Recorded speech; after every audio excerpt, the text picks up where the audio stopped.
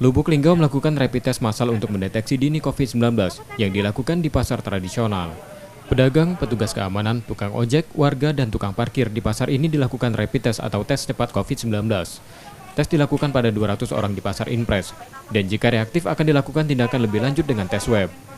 Pelaksanaan rapid test ini Pak Uli? Ya, kita kan Lubuk Linggau sudah zona merah.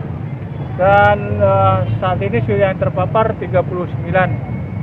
Dan hari ini mungkin tambah lagi hasil konfirmasi positifnya sampai 44. Dan tentu kita sudah lakukan penanganan baik yang sudah terkonfirmasi positif maupun OTG dan ODP.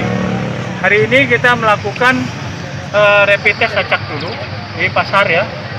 Satu lokasi pasar ini kita ambil 200 orang.